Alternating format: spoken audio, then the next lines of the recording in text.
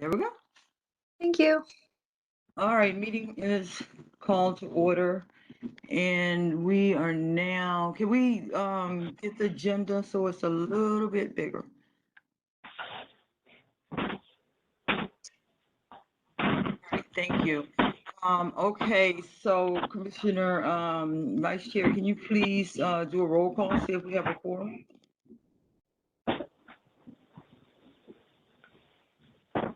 Can't hear you. Can't hear you. Pardon me. ANC 5B01, Commissioner Carley. Present. ANC 5B03, Commissioner Piekara. I think she's logging in a few minutes, but she's not on yet. So anyway, Okay, I don't know. thank you. Yep. ANC 5B04, Commissioner Amin. Present. And ANC 5B05, Commissioner Costello. Present. And we'll note Commissioner Piekara's presence when she gets on the line. Thank you, Commissioner Costello. And I'll turn the meeting back over to, are we going to do Robert's Rules of Orders this evening, Commissioner Carley? Ma'am. All right, I'll turn it over to Commissioner Costello.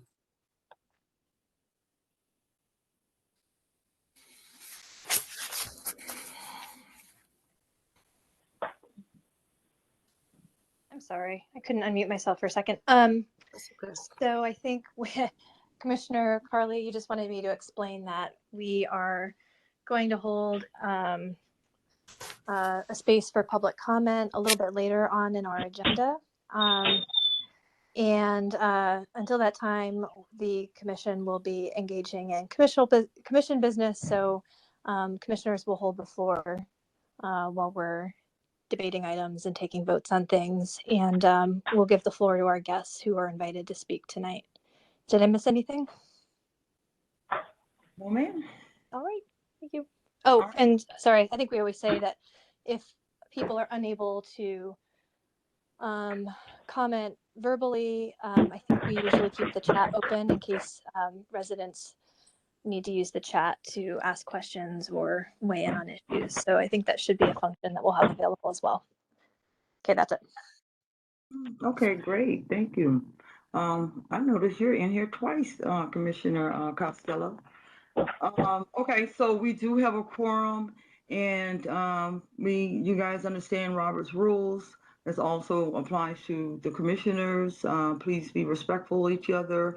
Everyone will get an opportunity to speak. So until then, wait your turn. The agenda is not up. You're muted. Moving to our minutes, since that was the next thing on our agenda. Oh, the minutes. Okay, you guys received the minutes. Thank you. Hopefully, if you have not, please take an opportunity, skim through them. Hopefully, everything is in there that represents our meeting we had on April 27th, 2022.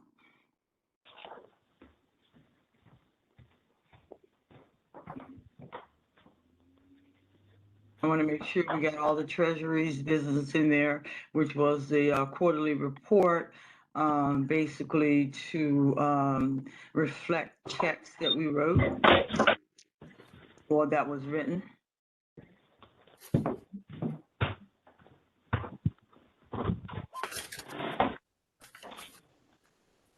Okay. So did everyone have an opportunity to kind of skim through them?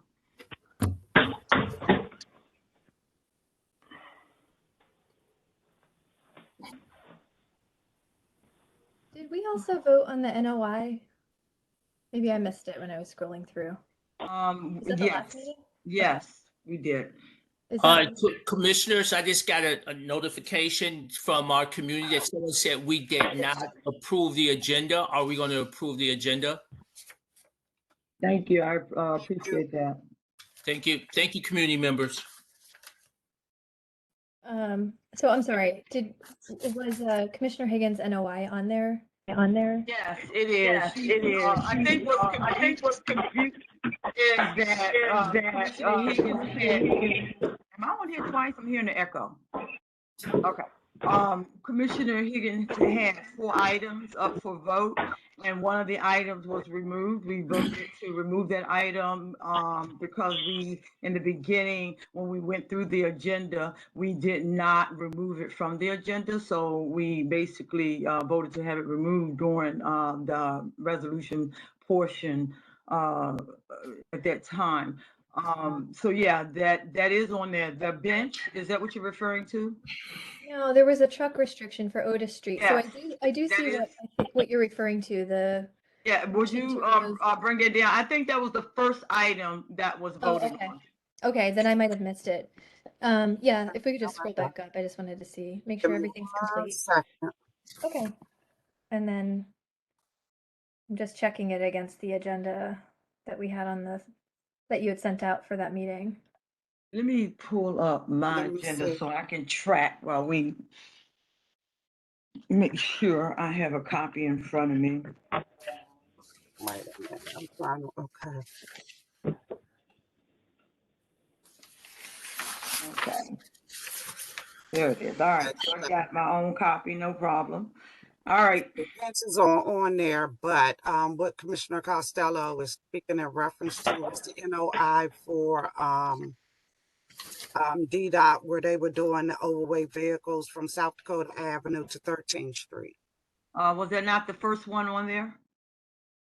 No, the first one was the deaf reach, Okay. and then the benches, and then to remove the runway. Okay. So the truck overweight need to be over there. Okay. Thank you. Okay, yeah, and if we just agree to amend the agenda with that item placed back on it, then other than that, I think it looks complete to me. You mean amend the minutes, Commissioner Costello? Minutes, I'm sorry. Yes. Okay. I was with you. I was too. One of those things. We knew what you were referring to. Okay, so the agenda is there a motion on the floor to approve the agenda? I'm sorry, the minutes.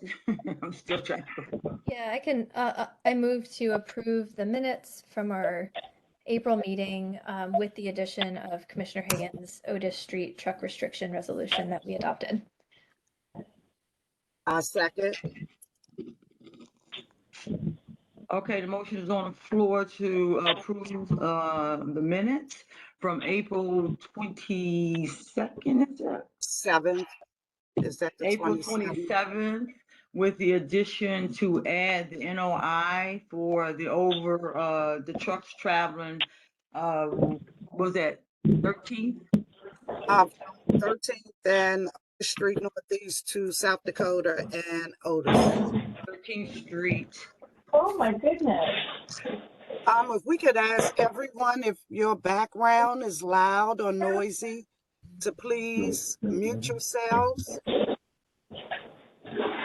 Okay, is there a second?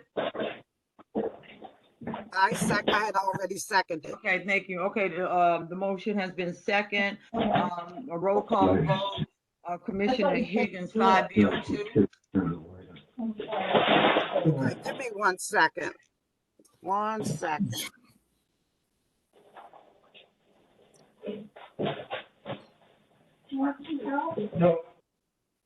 Okay. All right, roll call vote to amend the minutes, including the overweight vehicle for 13th and Otis Street to South Dakota Avenue and Otis to be added to the agenda. Roll call vote. ANC 5B01. Yes. ANC 5B03. Sorry, I missed the earlier part. I'm sorry, who's speaking? Commissioner. It's Prita. Oh, she's on the line now. Okay. This is Oh, aye, sorry. This is to amend the minutes for April. to include the vote that we had taken for the overweight vehicles coming from Otis in South Dakota to Otis in 13th Street. Thank you. Yes, aye. Yes. ANC 5B04, Yes. ANC 5B05. Aye. Okay, the ayes have it. To amend the agenda inclusive of the overweight vehicles from 13th and Otis to South Dakota and Otis. Okay, great, thank you. Okay, we're going to approve the agenda. And we're going to ensure that we include the approval of the minutes for April in there as well. I just want to make that clear. Would you put the agenda up so everyone have an opportunity to look at it, please? Everyone. Right now, at this particular moment, I do know for a fact that the PSA 503, there isn't anyone to represent that area that's on duty right now. So I'm not sure what's going to happen later. So I'm just going to leave that open, but I just want to inform you guys that. This is Lieutenant Devlin. I'm here for 503.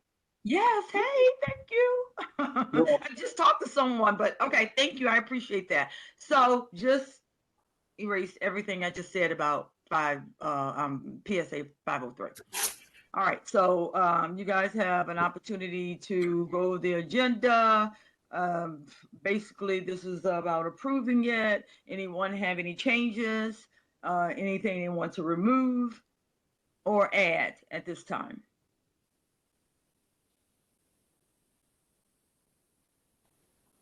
Is that a no? Looks fine to me. Okay, great. All right, is there a motion to put on floor to approve the agenda? I move to approve our agenda for our meeting tonight. Okay, thank you. Commissioner Costello placed a motion on the floor to approve our agenda to include also the fact that we going to make edits to our minutes as well as include that vote in there as well. Is there a second? Is there a second? Yes, I second. Okay, Commissioner Higgins, second the motion. The motion is placed on the floor. Roll call vote. Commissioner Higgins, 5B02. Aye.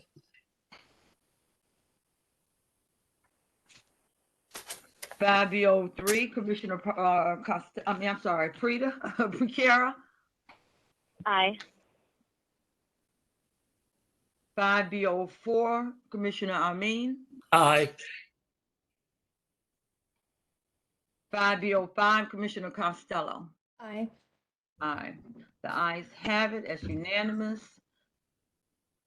The agenda is approved to include our vote on the minutes.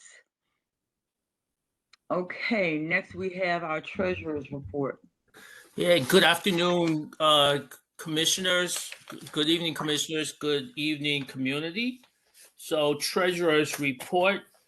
As of today, May 25th, 2022, available balance for ANC 5B is $14,394.74. That does reflect that we, the chair and I got together and paid some invoices, and those will be coming through very, very soon. Some of them have come through. The rest will be coming through that will reflect this available balance that we have now. And at this time, I'd like to put a motion on the floor for the commission to, unless Chair Carley, would you like to put your own motion on the floor? Before we go there, can you give some details about the bills? Well, I mean, what kind of details you want? They're the same three bills that we always paid. We paid our Sprint bill, which was very, very severely behind. So that reflects a total of $406.02. We paid our printer scanner bill, which was also very, very behind. and that was $737.70. We also paid 2 months of rent. That was March and April. So each of those were $550. But that also means that we have not paid May nor June's rent because we do not have the invoices for those yet.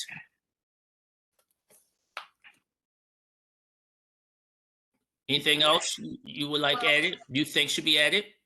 Well, I just think it's important that even though we pay the same bills every month, it's important that we get it in the minutes, what we paid and how much we paid, so that everybody understand, because we're supposed to be transparent, okay? So we need to. No, absolutely, Chair. That the treasurer's report can reflect that. All right. All right, thank you. I appreciate that. Okay. All right, so I submitted two invoices as well as a reimbursement form. I think all the commissioners received a copy of it to be reimbursed for WordPress as well as the yard signs. The 25 yard signs that we purchased, and before I even, asked verbally to get reimbursed for that and put that motion on the floor, I would like to know, did everyone get an opportunity to go up to the office to get their sign? Yes, I have mine. Haven't yet, but thank you for letting us know that they're available at the office for us. Yes, please do. Commissioner Piekara, what about you? Did you get an opportunity to pick up yard signs? Pick up the sign. I put mine out, okay? And I mean, I do have, of course, some critiques, but I'll wait till everyone else get an opportunity to look at them and, put theirs out as well. And then we can, kind of collaborate on what you guys think going forward. Commissioner Piekara? Hello? I think she's juggling something simultaneous with her meeting right now. I don't know if it's childcare, but she might have had to step away for a second. Okay, so we'll get back to that. All right, having said that, do you have the invoice and the reimbursement in front of you? Would you please give that, I guess, the information on what exactly it is that I'm asking the board to reimburse me for? Yes, Commissioner Carley. So Commissioner Carley has requested that ANC 5B board reimburse her for the amount of $354.65. That reflects for the 25 yard signs, the amount invoice there was $195.65. And for the WordPress, our host site was $159. So that gives us that total of her request of $354.65. Commissioner Carley has submitted all invoices to the treasurer. The invoices have been checked by the treasurer and the product has been delivered. And I personally have seen both. So, Commissioner Carley, I will give you the honor of asking for your money back, or I will do it for you if you'd like me to. Commissioner Higgins, if you don't mind taking over this portion, just so we don't look like there's any improprieties going on at this particular time as far as the vote is, if you don't mind. Sure. So Commissioner Amin, our treasurer, has just broken down the cost reimbursement for the yard signs as well as our WordPress, which is the hosting site for our website. Yard signs are $354.65. I mean, the total cost is $354.65. The yard signs are $195.65. WordPress is $159 even. So I would like to do a roll call vote, place a motion on the floor actually to accept the invoices and then to reimburse Commissioner Carley for services rendered. Is there a second? Oh, I'm sorry. I just want to ask a quick clarifying question. Sure. Sure. What is the term length for the WordPress subscription? Is it 1 year? Yes. Okay. And do all commissioners have access to WordPress? Yes. Okay. I don't know if I have access, but maybe we can talk offline. I know we have shared resources where we can all be given access to various accounts. So Yeah, definitely. okay. And I believe we discussed it as well prior when we were talking about setting up the website, but we didn't go into much detail. I know we were questioning how the information would be placed on the website, who would be doing it, and who was the hosting site. Yeah, but we never discussed any more detail after that. So I think, yes, that's a great idea for us to go into all of the intricate details in terms of getting into the site, doing what's necessary to keep it updated. Yes, ma'am. Yes, and remember that discussion also included the fact that the site is specifically for ANC 5B, and our reports, quarterly reports, minutes, agendas, things of that sort, and what we are doing as a commission board. So I just want to make sure that's clear. Okay. So we were in the middle of a roll call vote. And I think, so we were Did we at, have a second? Did someone second that motion? we were I- actually, go ahead, Commissioner Amin. I will second it. Thank you. So the vote has been placed on the floor and seconded. Roll call, ANC 5B01. If we could clarify, the vote is to add the receipts to our expenditures. No. No, to reimburse Commissioner Carley Okay, for thank you. services rendered. Okay, I didn't remember if we had stated the vote. Thank you. Appreciate it. Yeah, I stated that specifically. 5B01, definitely yes. ANC 5B03. ANC 5B04. Yes. ANC 5B05. Aye. Okay, the motion has been placed on the floor and has passed unanimously. And we are on to the next set of business. One more thing from Treasurer's report, Vice Chair. I'm requesting an update on the office and specifically the key, my key that I turned in. Mhm. So do you have an update on where they are as far as duplicating the key so I can get my key back? Yeah, so I've spoken with Miss Makia. She has not returned. I haven't spoken with her since we did the exchange and you went up so they could do the repairs in the bathroom and to gain entry into the office. So I will follow up with her tomorrow. I didn't know that you had not gotten the key back, so I will follow up tomorrow. Yeah, just for the record, so it's on the record that the treasurer cannot do the treasurer's duty without access to the office, nor can I monitor our printer and scanner. That is also the responsibility that the treasurer took on underneath this term. So I really need the key to do the treasurer's duty and to monitor our equipment and our invoices as they come in. So just noted on the record. And for the record, there are also 3 other commissioners that have a key that can also let you into the office at any Commissioner, I time. mean, if you, well, we'll find out hopefully within the next couple of days how long this process is going to take. And, you know, we don't, then you can borrow my key until we figure out the transition. Dana from one. Yeah, I'm getting a lot of feedback from you, Chair, but I really appreciate that. I know you understand the importance of the treasurer's duties. So the VIs have not That's started Silas. to work here yet. I talked to Dana earlier today. Silas, you got to mute. Thank you, Chair.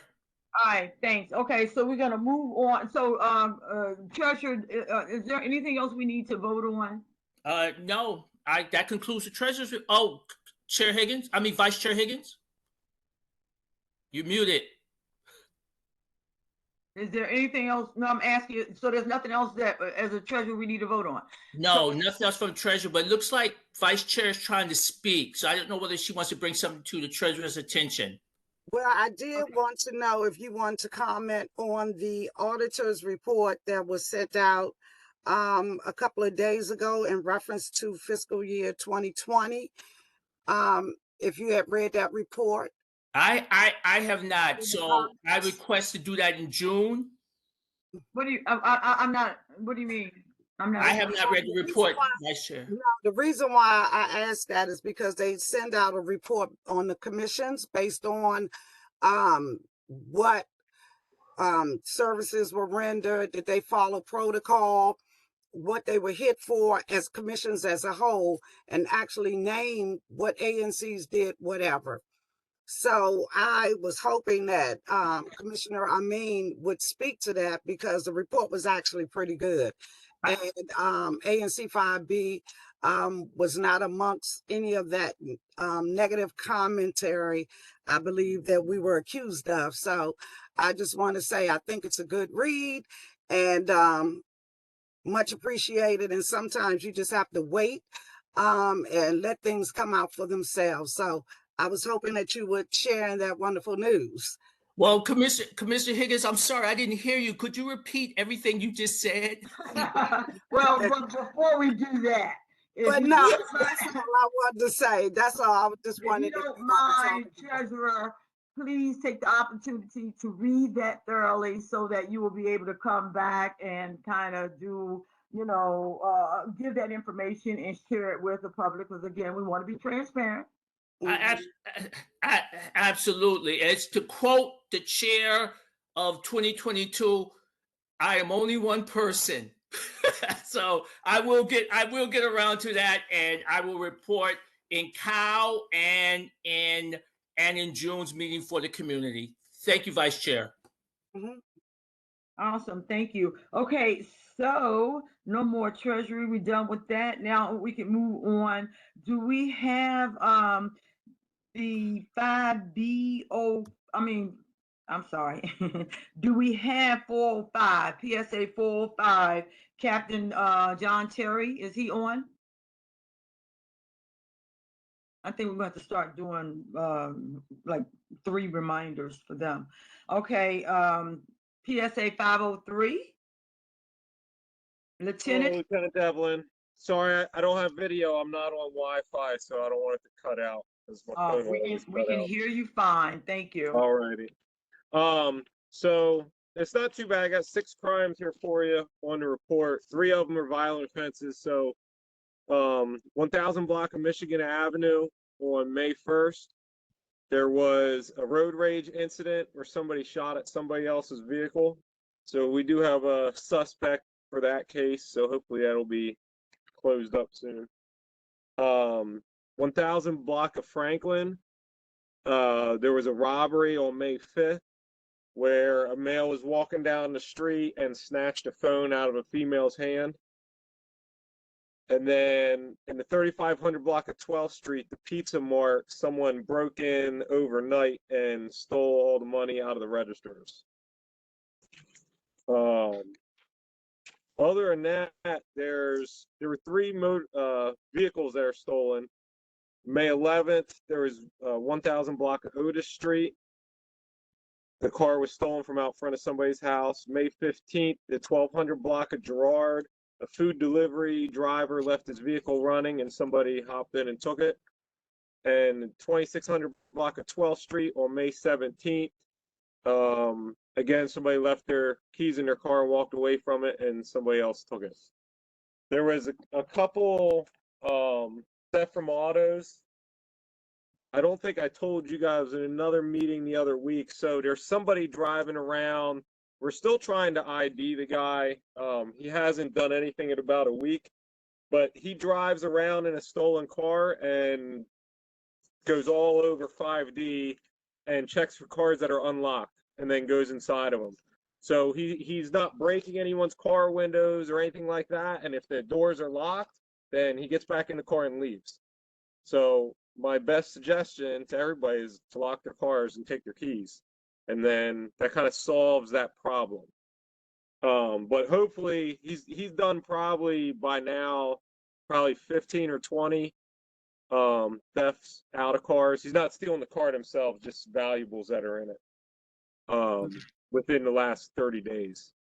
So he gets out of the car, he always has his face covered. So that's the problem, right? We have a lot of video footage from Ring doorbells and stuff, but he's driving around with a face mask on. So there's no real ID that you can ever see, and it's always either a different car that he's driving or a car with, with stolen license plate. He changes the license plates and stuff like that. So, but that's really all there is. The overall crime numbers, which I don't really like getting into because of COVID, kind of messed up all the crime stats when they feed them in the computer. During COVID, there was a lot of domestics, because everybody being locked up in their houses, and there wasn't a lot of the crimes outside, like your robberies and your theft from autos and your shootings. A lot of that stuff went down during COVID because everybody was inside, so all your indoor crimes went up. So now you're kind of seeing the opposite effect. So our robberies and all that stuff are kind of spiking for this month compared to last month, but I don't think it's really comparable, just because of what went on last year and the year before. So you're saying people had cabin fever and they kind of took it out on their loved ones? Oh yeah, they definitely did, unfortunately. Oh wow, sorry to hear that. You mentioned that they broke in a store that was after hours and stole money out of the register. I did not know people left money in the registers. I thought they did like night deposit drops. So that's what you would hope. So some stores, what they do, well, a lot of stores, what they do is they'll do their night drops for the majority of everything, but they still have the money that is used to open the store. So, it might be a small amount of money, but it will be, a bunch of $1 bills and some coins just to make change for the next day. So that way they don't have to make a bank run in the morning. Okay. So it's usually stuff like that. Okay. Commissioner Higgins, do you have any questions? No. I've been offline with MPD in reference to my question last month in reference to one of the properties over here on 17th Street. So that's been an ongoing situation where I think multiple agencies are going to have to be utilized. So, but Lieutenant Devlin, I really appreciate you following up with me. No problem. Commissioner Piekara, are you on? Commissioner Amin, do you have any questions, concerns? You're muted. Hey, Commissioner. We can't hear you. I'm sorry. I was talking away too. So here at 5B04 on the corner of 12th and Hamlin, last night, somewhere in the wee hours of the morning, Primrose was, I guess it's burglarized when you break into a place. Is that right, Lieutenant? When you break into the establishment, is that a burglary or a robbery? A robbery is a person, right? Correct. Yeah, it would be a burglary. A burglary. So Primrose was burglarized last night. They broke out, a window and entered. I met with the owner manager today. They did not get anything because Primrose, like a lot of businesses, at least in 5B04, have gone cashless. So they didn't get anything. So I get my question to Lieutenant Devlin. Do you have an update on that one yet? I'm gonna type it in the computer right now. So when I run my report for this, what I give you guys, it's always a day behind because our computer system only updates every 24 hours. So anything that happened last night actually doesn't print out in my report, but I'm looking it up right now. Right. And my other question to you, Lieutenant, is that do you know anything about the Citizens Engagement Academy? I know that they have a summer cohort coming up, and I just think it's a great opportunity for those that are interested in are learning more about the law enforcement and public safety in our whole region and all the agencies that we work with. So if you know anything about the Citizen Engagement Academy, if you could give a brief update about that. That I do not know about. It's run by MPD? Yes, it is run by MPD. It's for the citizens to learn what not only what MPD does, but what every jurisdiction that serves the district does. It's great, and I will get with the chair about putting it into our correspondence. I've been in correspondence with Wanda Gustafson over there about the upcoming summer cohort, and we will share that. I'll make sure that we get that shared with the community for those that may be interested in attending. Chair Higgins, have you attended that? Would that fall under outreach? Yeah, that's I think she's. Yeah, she's under outreach chair. Somebody else. So that's probably why he, Yeah, I just thought maybe he knew about it. Thank you. I have no more questions. Okay, thank you. Commissioner Costello? I don't have any questions. Thank you. Okay, thank you very much, Lieutenant. I appreciate your time, you showing up. Thank you. Excuse me? Excuse me? Oh, I'm sorry. Wait a minute, Lieutenant. I'm sorry. Yep. We have some Hi, I'm questions. sorry. We have some I'm questions. sorry. Go ahead. Hi, I'm just a neighbor, and just my neighbors were carjacked on 12th and Galloway about a month ago, and they're really traumatized. There were two children in the back seat of the car, a 1-year-old and a 6-year-old.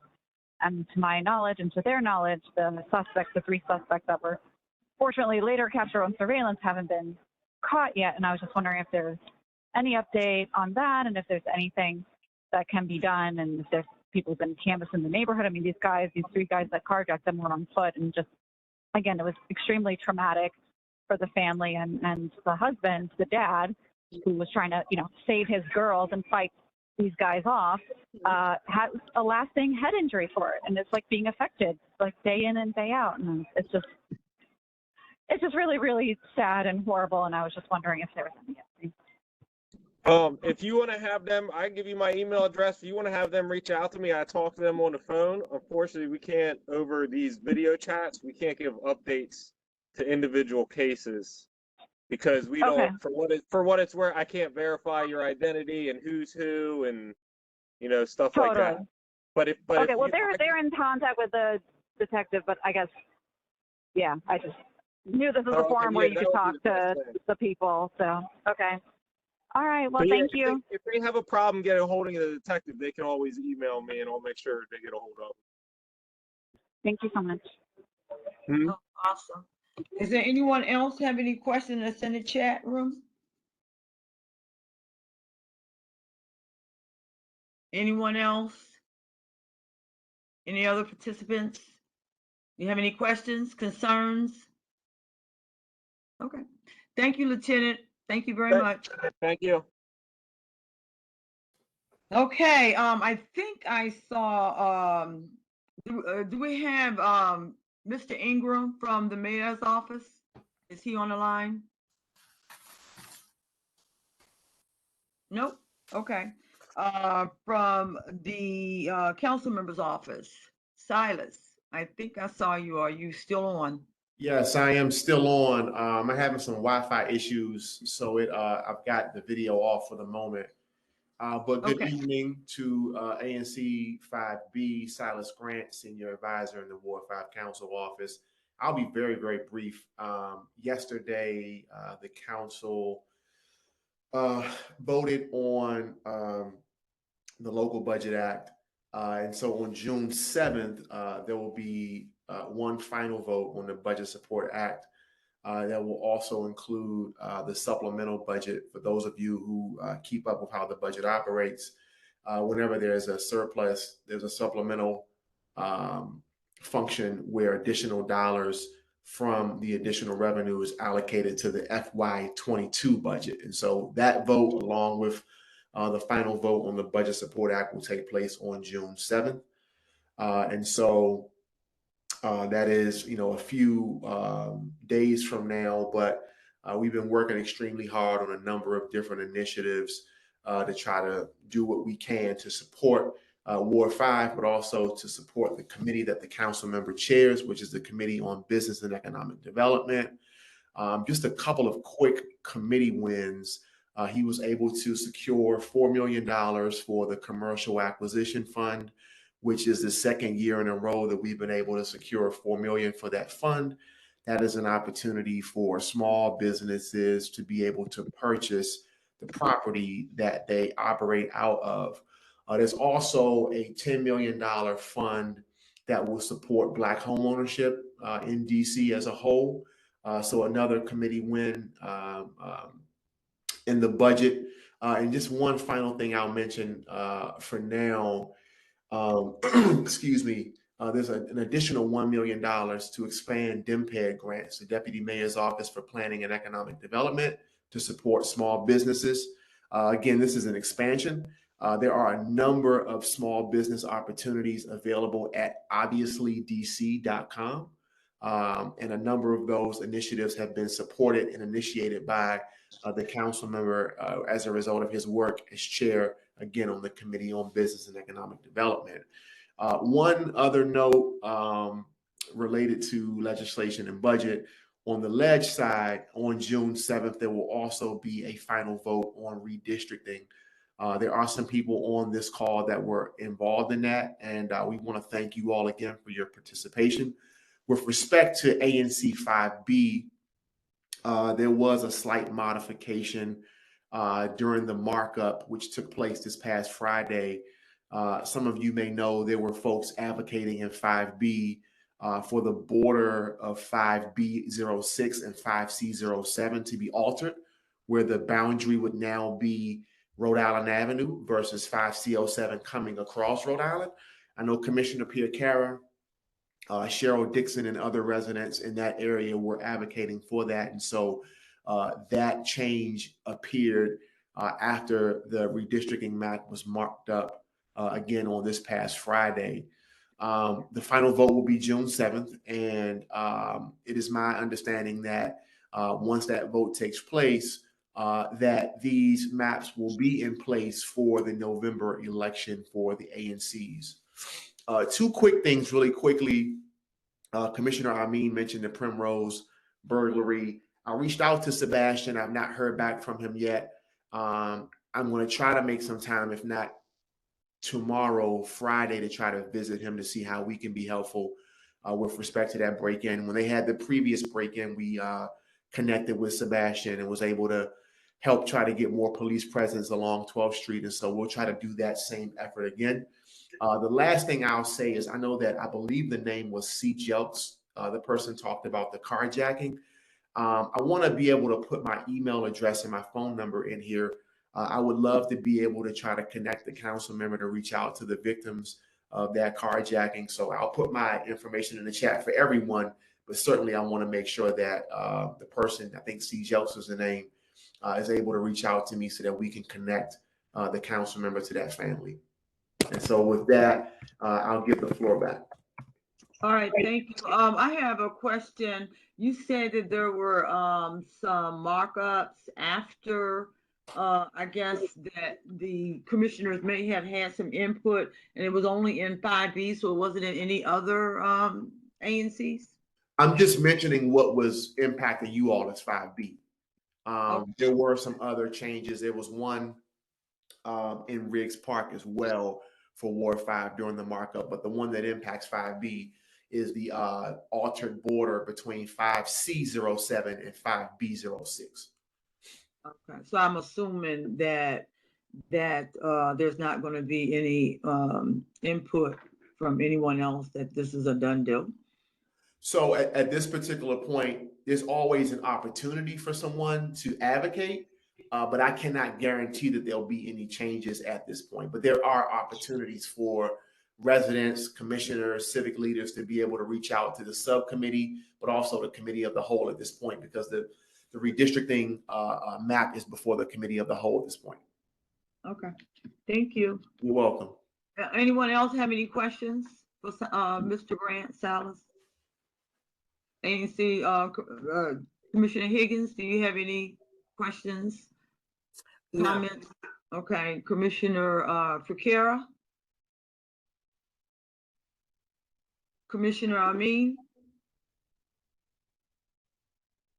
Commissioner Costello, he's on, Commissioner Costello. Yeah, real quick. Thank you, Silas. That was helpful. I actually think the person who mentioned the carjacking might have been on the phone, so they might not be able to see the chat. I don't know if it would be helpful to recite your email and Yeah, thank phone you number for that.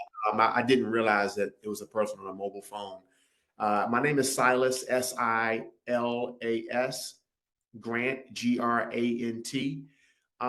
The best way to reach me is on my work cell, 202-957-5498, 202-957-5498. For the person who brought up the carjacking, you can shoot me a text or give me a call. Again, I want to be able to connect our office with the family of that unfortunate crime.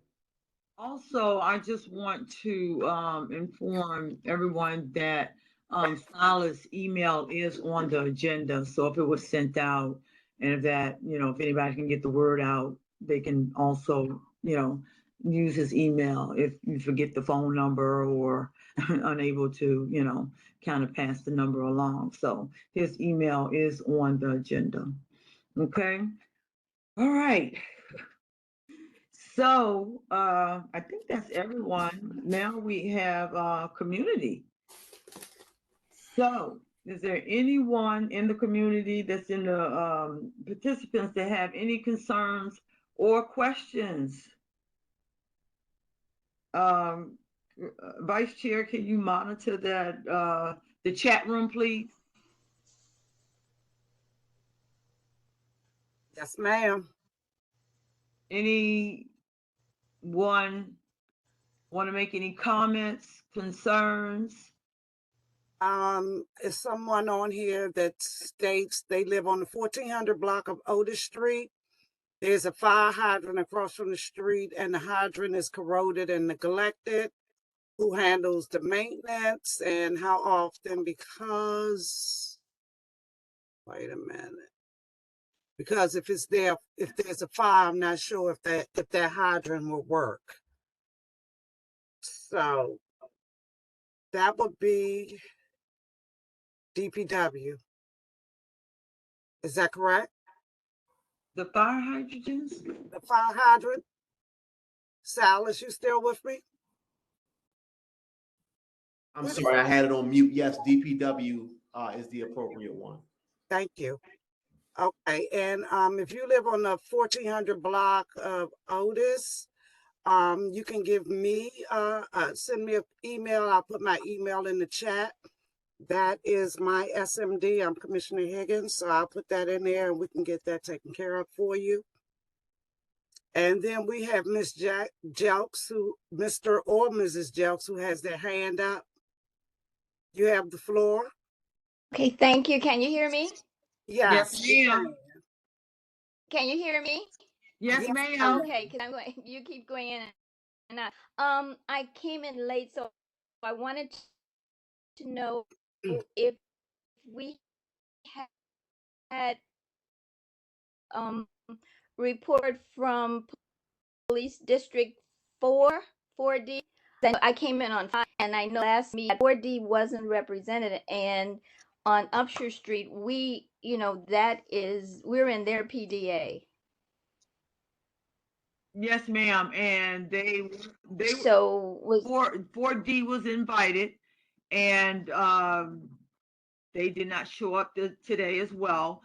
And so what we're going to do, and I think I mentioned that in the beginning, is make sure that we reach out to the PSA captain to ensure if the captain can't show up, then a representative will be able to show up for the 4th District.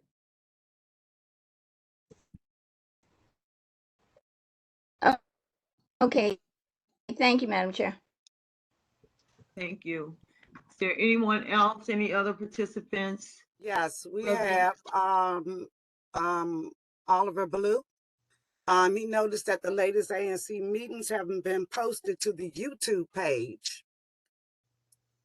When will they be live? Honestly, I did not even know we had a YouTube page. Anyone know anything about the YouTube page? Sounds like you know something about it, Commissioner Amin. You know, I don't know anything about the YouTube page. Anybody that knows me know that that is not, social media stuff is not my thing. That was something that took that became live last year. And maybe Commissioner Costello can speak on it, because I know that Commissioner Costello and Commissioner Piekara were doing most of the posting on YouTube.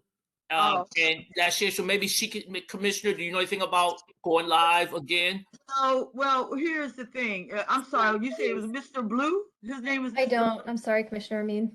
Did you say Mr. Blue? Is the person? Baloo, like Baloo Okay, House. Blue. Mhm. So right now, what we are doing is we do have an ANC 5B page, and we're also putting our yard signs out in the community space, out in public space. I know I have 4 of them out right now in various areas in my single member district, and that is to inform people of our meetings, our monthly meetings. We also have our little code on there for those who are tech savvy, to QR code. So, you know, you'll be able to take a snapshot of it and get information. I'm encouraging the other commissioners who have not put their signs out yet to please put them out. And basically, and the email listserv is another way, and various businesses around in the ANC area. So that's how I know that's what I know as far as what we're putting out. I never knew anything about a YouTube page, and I think everyone was just using, you know, their own method. If they created a page, they was using that in addition to get information out in their single member district. Hopefully that answered your question. Hopefully you'll be able to see our signs and get that information. Is there anyone? Okay, Okay, that's all the questions in the chat. I have a question. So, has anyone seen Commissioner Higgins? Have you put your signs out yet, I have not. Commissioner Amin? No, as you know, I have my signs. I'm just trying to figure out the That's what I best place asked. to put them, because I think I'm going to move them around once I put them out. Yeah, and I know I have one on 18th and Taylor Street. One is on South Dakota. I think another one is on Eastern Avenue, but and one is over in the Queens Chapel area. So yeah, so I have 4, and the reason why I have 4 signs, commissioners, and not 5, is because one of the signs, and I know I need to contact the printers. One of the signs was a bug sign and not the sign we ordered. So we got actually 24 instead of the 25. So I'm sure he will, you know, resolve or rectify that problem once I get in contact with him. But I just wanted to make sure once you guys got your signs, everything is okay, because I didn't go through every last one of them. I just know the out of the 5 that I retrieved, one of them was not one of the signs that we ordered. No, my signs are beautiful. Okay. Yeah, Okay. all of them are fine. So please put the signs out. I thought you guys would put them out, you know, at least, you know, when we put the agenda out. So please put the signs out. Let people see that we're trying to get them into these meetings. Okay, so Sorry, I did have a quick question. yes. Are we required to post video recordings or transcripts somewhere? Because I know Commissioner Higgins sent a recent email, I think to Commissioner Amin, asking where we put our financial documents and our meeting minutes, like what the link is for that, so members of the public can see it. But I don't know if we also have a link where we're keeping all of our video recordings. I do remember we did store our links for the recordings, and then we would merge them into one area. And since we've had these virtual meetings, I truly believe that we are supposed to record them. Yeah, okay. I don't have access to WebEx. I don't think our password is up to date on our documents that we have, but if somebody is I don't know what that link is that's in the chat, but if somebody on the commission is able to work with me on getting those videos up, so we have a central repository, maybe, you know, our website or some kind of Google The website, that's where we're going Google to. Drive. Yeah. Yes. Yeah, and that's what I was requesting Okay. because, of course, you know, we're trying to build the website and we have the homepage, of course, and then we have where our agenda is stored. Yep. But the reason for me sending out the email was so I could get that information so people could go to the website, click on the agendas, click on the meeting, so they'll be able to access that information, Mhm. as well as to see our quarterly reports. So Okay. that's why I requested that from the commission. Okay. Yeah, I think if we had like a central repository like that with all of the things that we're supposed to make public, I think that would be good. That was my That would be question. great. That'd be Someone, great. And we can just put the link on the website. someone just asked if the Cal meeting is open to the public, and the answer is yes. Open as far as viewing, to be able to listen in to what we are discussing during the Cal meeting, but the public is not able to give input. How are they publicized? The Cal meeting? I put them on my website, but I don't know how others have been publicizing them. And we are hopefully getting them on to our website. Commissioner Amin, did you were you able to give Commissioner Higgins any of the information from the Treasury reports, and well, not the reports, but the information as far as what is put into the queue, the quarterly reports, so that we can get that on the website? Yes, Commissioner Higgins, have you had a chance to review the stuff that I sent you? Yes, I opened the folder, but we need to look at that folder because I'm not sure that the folder that is that for the Office of ANC, that's a folder that anybody can go in and view and manipulate the documents. Right, Commissioner. That is absolutely correct. That's why when you emailed me, I was, you know, kind of like it alerted me because a lot of those documents in there. I mean, if we just want the quarterlies and the minutes and stuff like that, that's different. But your email asked for the link, so I thought it was to review for commissioners. Where commissioners always have access to the shared link. So, I but did not put that up. does have all the account information and stuff in there, and that information should not be shared with the public. And no, that's and I think we mentioned that. I think we mentioned that before, that we would put that information for transparency on the website, and not necessarily the personal information and bank accounts or anything like that, but quarterly reports, so they can see budget. You know, Yeah. we approve things like that. Our budget, we approve the quarterly reports, those type of things. And I know before before I had I think we discussed in Cal, myself and Commissioner Costello, because she was going to help set up the link that you were speaking in reference to. So I'm not sure if it was a drive that you said that people could go to when we were speaking in reference to the website, and we hadn't had it up at that time. So we still haven't revisited that either. So I'll be glad to work with you so we can, you know, find a way to get that information up. And Okay. Yeah, I think everybody here has a Gmail account and has access to our Google Drive. But the only thing is, I don't think any of our recent videos have been uploaded for the last several months. So that's still missing. And I can give you those links as well. okay, and I don't know if we have like more up-to-date QFR type information in there. No, so QFR. yeah, whoever has access to the WebEx and the financial documents, since you have access to the Google Drive, feel free to just, you know, shift everything over into that folder. Okay. Thank you. Thank you very much.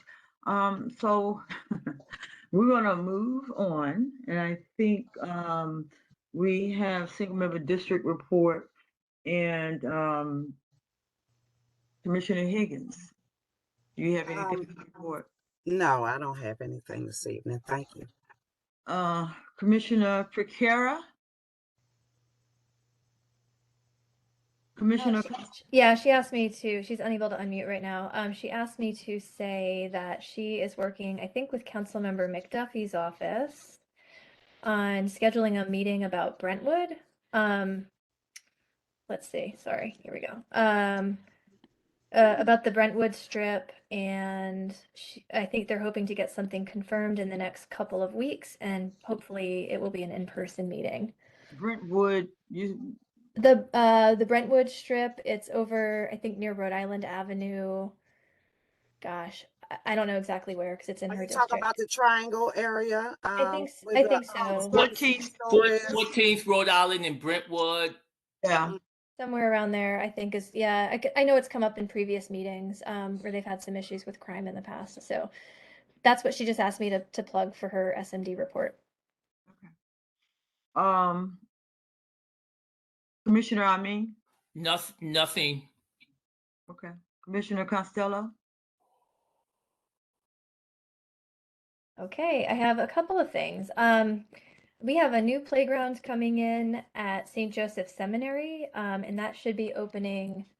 The grand opening, I think, is on Sunday, June 5th from 10 to noon. And I think the developer just needs to finish putting in a fence there, and then it should be safe and okay for kids to use. They needed to install the fence for insurance purposes before they could officially open it to the public.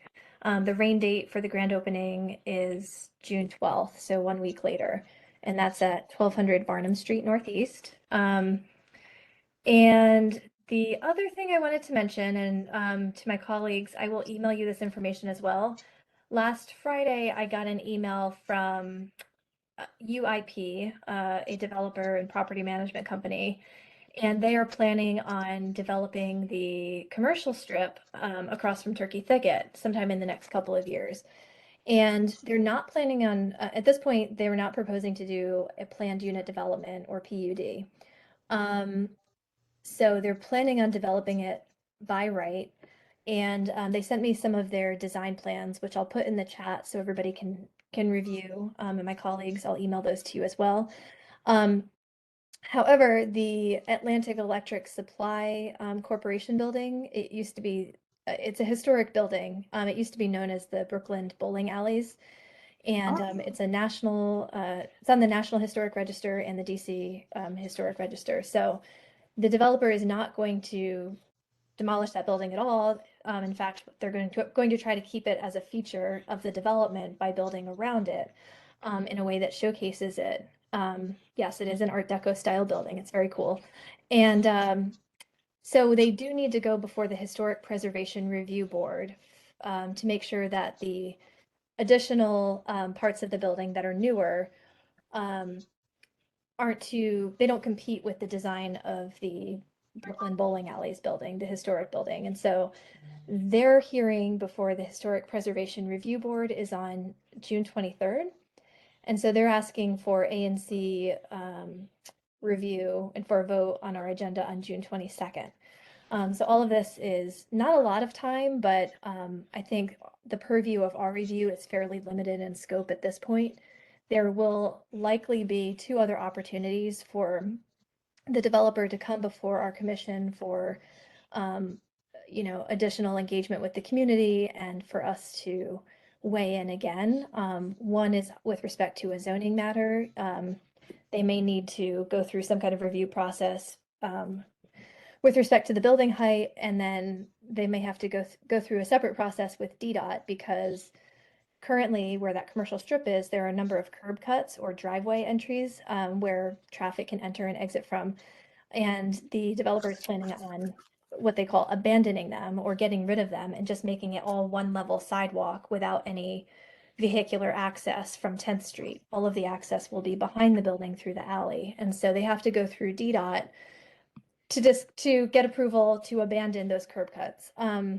That one seems more like a formality than anything, but just wanted to let you all know what's coming down the pike. And again, I will put a link to all of the documents in the chat.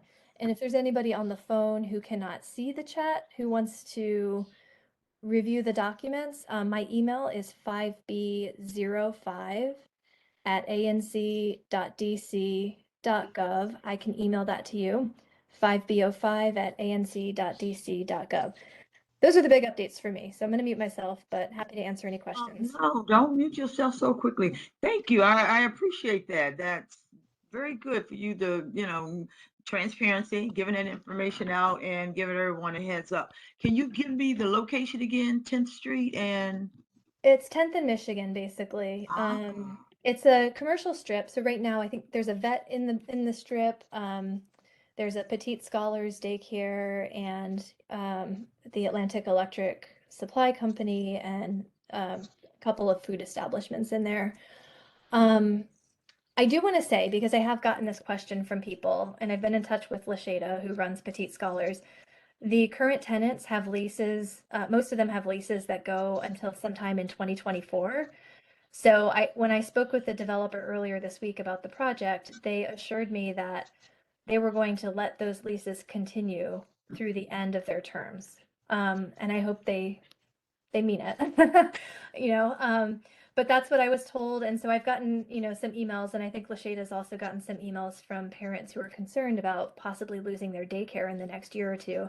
And it doesn't sound to me like that's anything that the developer plans to do, but I did email Lashada, and I let her know that we're trying to get a meeting with the developer scheduled sometime in the next 2 weeks. And I invited her families, and I'll also put notices out to all of the other commercial tenants as well so that they can join the meeting. And I'm happy to open the meeting up to residents beyond 5B05 because I think a lot of people probably have an interest in this. And since, the timeline is kind of short for us, maybe it makes more sense just to do one community-wide meeting instead of just making it 5B05.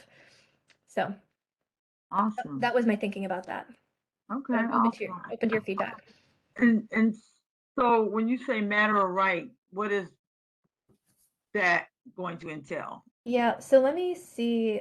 I'm trying to pull up the images that I have here. Give me 1 second. Oh, there we go. Sorry. So is it going to be I'm just more, trying to log into my website here so I can pull up the link that I have. going to be more commercial space? Is that? Now, commercial space, I think, is only going to be on the bottom level. And so they did say that the district, I think it's District Vet, I think that's what it's called. That is a tenant that intends to stay in the new development. They haven't worked anything out with any of the other tenants yet. But I think they said maybe putting in a kind of like trying to get a coffee shop or something like that is one of the things that they're trying to do, like some kind of food spaces. But beyond that, they haven't even gone through the approval or zoning processes yet. So it's, I think, a little too early for them to say what kind of tenants will be there, but they did say that District Vet is one. I think I'm getting the name right. I hope I am. That's one tenant that they hope to keep there. Okay. And So so they're going to have living space above? residential space, it will be apartments. Okay. So not, it'll be rentals, not like condos or privately owned property. And so I just put a link in the chat to, it's a Google Drive link to all of the plans that I received. So you can get a better sense of what it looks like. Okay. All right. Awesome. All right. So any commissioners, do you guys have any more information, or questions for Commissioner Costello on the information she just shared? It's No? okay if you don't now. I can email you. We can talk offline later if you want. Okay. Awesome. All right. So we're going to move on. And I think we're going to bring up the Metro for DC Amendment Act of 2021. And I did some more reading, of course. And and just to find out what's the premise behind this whole, this, what Alan, the bill he introduced. And so on one article that I read, and it was basically giving information about, they're trying to get more people to ride the bus, basically. But I did like the feedback that I read when one person went to the hearing to testify. And I think they worked for GDOT, if I remember. It was transportation side of the house, and they basically thought it was, the intent is good. However, they came up with all these reasons why, or she did, why she thought it would be more chaotic than it would be, based on the administration portion of it, and how it would not be able to serve the purpose that it was intended. And one of the reasons is because of how would they set up to be able to do the distribution of this $100 a month. I do understand that if a person only used $20 that month, then at the end of the month they would only be entitled to $20 more. So it's not like they accumulating $100 each month. Excuse me. They're not going to accumulate any more than $100 each month. So if they're at zero, they'll get 100. If they only use $50 that month, they would get $50 added up until they reach that $100. So I mean, because I had a lot of questions, so that was one of the reasons why I was reading this. And I think the concern also is they try to get, encourage more people to ride the bus. But some of the reasons why people are not riding the bus is because of, poor scheduling. They're not on time. The buses break down.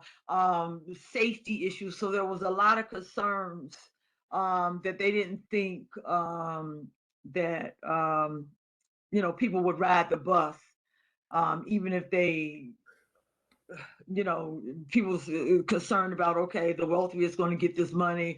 Well, yeah, and I think they compare that to, it would be no different than they getting sidewalks installed and, streets installed. They're entitled to, the same amenities as everyone else, or anything that they're offering to people of low income, they should also get offered to those who make over a certain amount.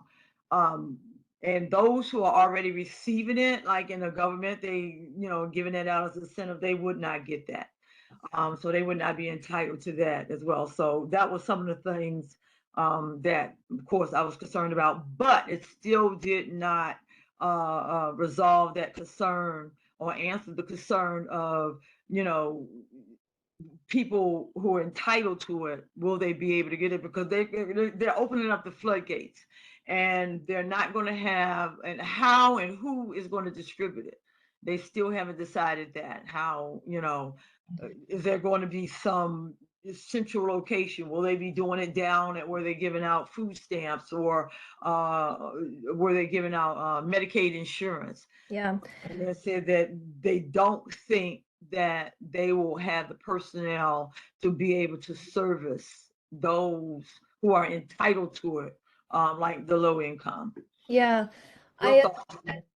Oh, I'm sorry. Go ahead. Totally understand those concerns. I think when, and we are not a legislative body ourselves, but this is something the council is considering. So when a legislative body is considering programs like this, they usually leave it up to the implementing agency to, determine what the best way is to, provide access to whatever the service or benefit is that the legislation would authorize. And I think with this program, it would be phased in over time. And so you would initially start with the people who are, the lowest income residents and who have the highest need for, access to public transit. And so it would be phased in gradually. It's not going to be everybody gets this all at once and it's chaos. Hopefully it won't be chaos, but I think, that was the general intent behind that. I think one of the big advantages, frankly, to this bill is that it would also provide a lot of funding to expand access to transit throughout the city, but in particular in underserved communities where residents tend to have the longest commutes. Maybe they live in, low-income neighborhoods, and they end up paying more per trip to travel on the metro or the bus because of the distance or the number of transfers that they have to make. And I really do think that's the, one of the biggest benefits here is making sure that people who could really benefit from having expanded access to public transportation are the intended beneficiaries, and they're the ones who would have that benefit first and foremost. So, I think we're the way I drafted the resolution is just that we're asking the council to vote on it. We're not saying, vote yes or vote no. We're just saying schedule it for a vote. And I think, I hope anyway, we can trust our council members to have a very robust and thorough debate about a lot of the ins and outs. And, I would also encourage all of my colleagues to sign up to testify if the council does hold another hearing on this bill. Because I think our input is valued. We talk to our constituents and hear their feedback and their concerns. And I think, to a degree, I think the council values our input on things like this. One of the other things that I looked at is because the ideas it came from other states that implemented the program, and I think when they did it, they focused mainly on the route that the underserved travels the most, and not necessarily something throughout the city. So, like the X2, infamous. I mean, if you have not heard about the X2, you haven't been in DC that long. And there is a safety issue traveling, and that's what Minnesota, H Street, Benning Road, downtown and down there. That bus, I mean, many stories. I mean, the bus drivers, they would pay not to, have that route. But, and again, I think the bus or the metro itself, I believe this is to help with them because they're trying to encourage more people to ride the bus, even in the middle of COVID. But at the same time, the reasons why people or a lot of people are not riding the bus is because of the safety concerns, because of the bus breakdown. They don't think they service them. They don't think that they're showing up. You can't rely on their schedule. These are the things that's discouraging people. So you're issuing out this money to people, and they still may not even ride the bus. So it won't, And I'm not saying this to discourage anybody for supporting this. I'm just playing devil's advocate, just in case people didn't, understand. I mean, I think it's a good idea. Don't get me wrong, but I just think that we should be well informed if we're going to, vote on this. But like I said, I think it would, if it would serve the people who need it most. If they want to look, all that money they poured in to that electric train is going up and down Benning Road. People rarely ride that thing. I mean, rarely. And I think they even tried to pay it one time after, allowing them to ride free for a couple of years, and they couldn't even get anybody on it. I mean, it was a waste. So that's mine. All right, I'm done. Commissioner Higgins, input before we move on this. I don't have any. Okay, Commissioner Amin. Yeah, Commissioner. First of all, I just want to thank Commissioner Costello for the work that she's put into this. I know this is something that she's put a lot of work into. This one of the many things that she cares deeply about, and I just want to acknowledge that. I do have a few concerns, though. I think that Councilmember Allen and Council. And our council member has signed on, Councilmember McDuffie. I think that they've done a very, very poor job about, marketing this and informing people, because when I reached out to the constituents in 5B04, I found I found very, very few people that knew about it. And the people that had heard about it, they really didn't even have an understanding. then when you get into a deeper conversation, most people that I encountered here in 5B04 thought like, well, if we have this surplus, and I think Commissioner Costello, you can help me out on this. I think it's going to cost between 100 million, 150 million a year to do this program. And they're like, well, if we have that type of surplus, should we be using is that what we should be using our surplus for? Most people feel like we have greater needs and other needs to help close the equity gap here in the district. So those were some of the things that came across. And also, Commissioner Costello, if you can address this for me as well. How is this going to be funded? Is this supposed to be only funded out of our the district surplus? Or is this some type of reoccurring funding? And is it a possibility that in a few years that this program could stop because we don't have that we don't have that surplus? And so I'll stop there, Commissioner, because I put a lot on the table. And if you could address that, please. Yeah, it's a great question. I wish we had had this conversation during our Cal meeting. I would have had more time to review, some of these more picayune details. I don't see anything in my quick read of the bill text that says where the funding would come from. It does say that a special fund would be created in order to administer this program for establishing new bus routes and transit fares and things like that. But I don't know if it specifically designates exactly the source of the funding, if it says it should come from surplus or regular budget. They're going to establish new bus routes? I'm sorry? They're going to establish new bus routes? Yeah, so one of the big pieces of this bill is that the legislation would expand bus service to underserved communities. Specifically areas that were identified in DDOT's multimodal long-range transportation plan as transit priority need areas. So typically those are, like I mentioned before, areas where residents tend to have longer commutes and tend to pay higher fares to, get to their jobs or, their child's school or daycare or whatever. And, a lot of those neighborhoods also tend to be lower income. And so the higher cost of transportation, has a bigger impact on their wallets, as a result, because they're traveling longer distances and have to pay more. So this would, expand transportation options for a lot of residents in areas that don't currently have a lot of options. And I will say too, Commissioner Carley, I am very sympathetic to, problems residents have with frequency of service and, bus breakdown issues and things like that. I don't think the solution is to,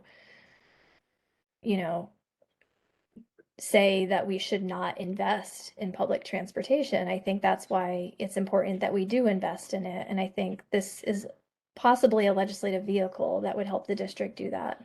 Oh, I agree with you. No, I agree with you. And the reason why I was mentioning that is because the whole premise behind giving people money is because Metro is not really making the money they think they should, and they want to encourage more people to ride the bus. But some of the reasons why people are not riding the bus is because of the service and because of and some of them bus drivers can be pretty rude too. They need sensitivity training.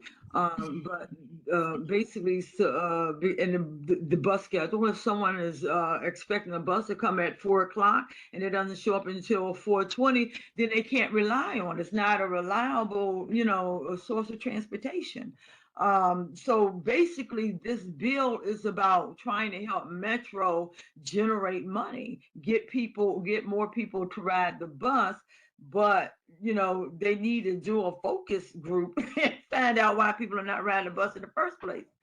Yeah, well, I mean, when you expand access to public transit and hopefully provide options for people that will get you where you need to go faster instead of people having to rely on longer commutes and maybe infrequent service. I think I would view that as a win. So I don't view this legislation as antithetical to what, the concerns that you're framing. I think it could help to address some of them.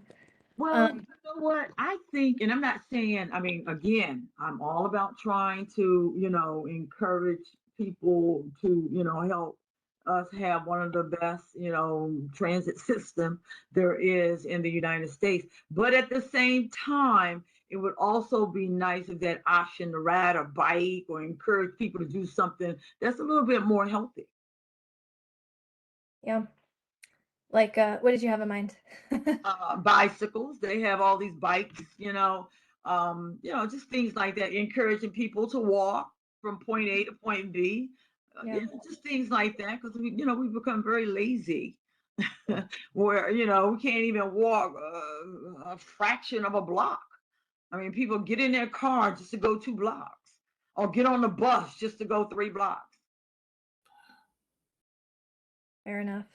Yeah, unfortunately, this bill doesn't do anything to expand access to, bike lanes or anything like that. But we already supported a resolution that favored another bill that the council is considering that would, I think, improve safety. So anyway, look, if you Again, like I said, I think if I'm going to look at it in a manner of, what, I'm all for it. If it's going to help the District of Columbia have one of the better transits, maybe we can do, the project better than any other state. I'm not sure, but if I guess time will tell. Yeah, yeah. And I think as the nation's capital, I think we should support the council, and other elected officials to, keep improving quality of life for residents, make it easier for people to get around, make it easier for them to, shop at district businesses, make it easier for them to get to, good or better paying jobs. I view this as a good thing. Commissioner, I did possibly find an answer to your question too. I just wanted to read this real quick. So I put a link in the chat to the actual legislation text, and I think starting around page 8, it does discuss the funding sources for the legislation. It says it shall be funded by local fiscal year recurring revenues. And I'm going to put this in the chat so you can read it in full.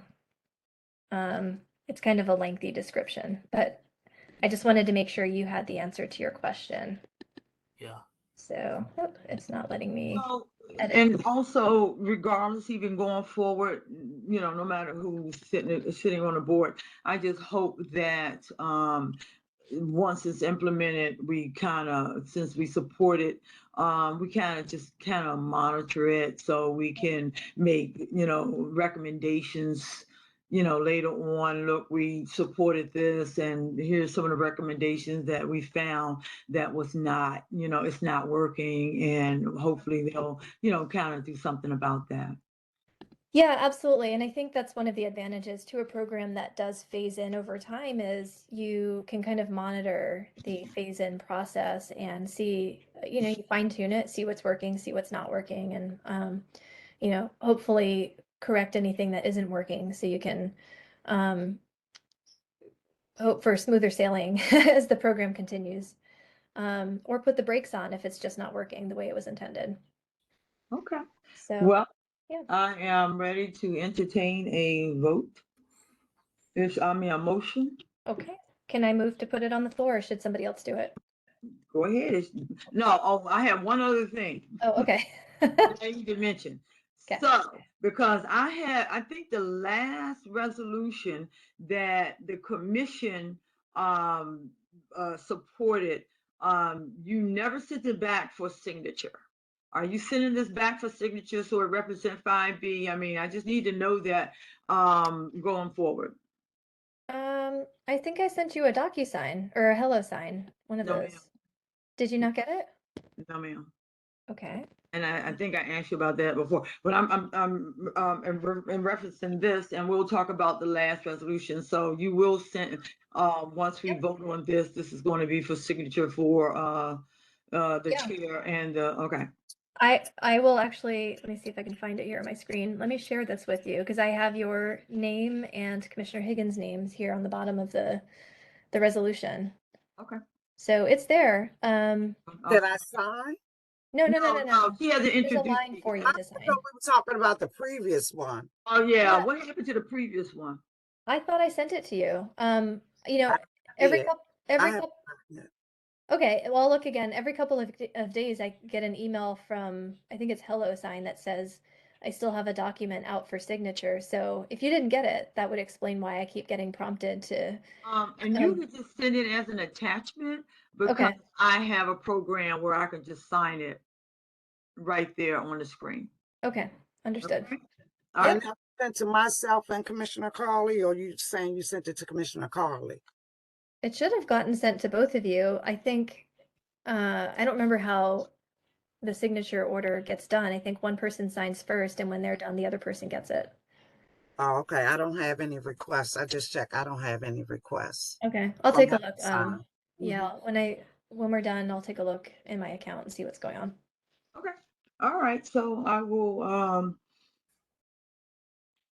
entertain yeah. that motion now. Okay, do you want me to make the motion? I'm happy to if you want to. Yeah. Okay, I move to put the resolution in support of the Metro for DC Amendment Act of 2021 up for a vote. I second. Okay, motion been put on the floor to accept and support the Metro for DC Amendment Act of 2021, and it has received a second from Commissioner Higgins. Commissioner Costello put the motion on the floor. Commissioner Higgins second the motion. We are going to do a roll call vote to support this, the Metro for DC Amendment Act of 2021. Commissioner Higgins. Aye. Commissioner Higgins, 5B02, aye. Commissioner Piekara.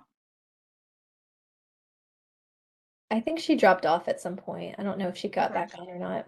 Okay. 5B04, Commissioner Ra Amin. Yeah, I can support. Thank you, Commissioner Costello. I think let's get the conversation started. Thanks, Commissioner Amin. Appreciate it. And Commissioner Higgins. All right. Support from Commissioner Amin. Commissioner Costello, 5B05. Aye. All right, so we had two ayes, one support, the motion passed, no abstentions and no oppositions. Thank you all. I appreciate it. You're quite welcome. Okay, let's take a deep breath, everyone. And let's do a moment. Let's take one moment, just one moment right now of silence, just one moment before we move on. Okay, so now we're going to move on to the next agenda on the, oh, okay, still you again, Commissioner Costello, right? I didn't put the agenda together, but yep, it looks like it's me again. All right, so Let me see if I can pull up the, I'm sorry. take the floor, it's yours. Okay, great. Thank you. I'm trying to pull up the documents just so I can share them with you. We did discuss this at Cal, and I think So this, it's a special exception to construct a screen in rear deck to be Yep. consistent with the non-conforming rear setback, visa number 20741. exactly. You got it. And I did, yeah, I did. Well, I looked it up. Yeah, you're good. You got it. You're on the dot. So yeah, I looked it up. I do understand. Basically, what you're saying is whatever's in place right now is non-conforming, and what they are doing is replacing it with something else. Now, I guess the question I'm asking is, when you, I'm trying to put it as delicately as I can. So that non-conforming uh, project that's right, the structure that's there, was that built with a permit? I have no idea. I can chime in, Colleen. Oh, yeah. We bought this house. Hi, Joshua. I live at 1022 Tossig. We bought this house 7 years ago, July 2015. The deck was on the back. When we bought the house, if I were to gander a guess, my guess is it was not coded in. My guess is they went through all the zone and all that stuff. I didn't actually look at the zoning files and all that stuff, but my guess is they didn't put it in. They put it up in a day, and nobody would have known, a difference. So largely because it is grandfathered in, for we've been here for 7 years now. As you can see in Colleen, if you actually want to just scroll down a little bit, the other view may be slightly easier. Just keep going down. Okay. Keep going down. Essentially, as she goes through, I'm just trying to see the other footprint one.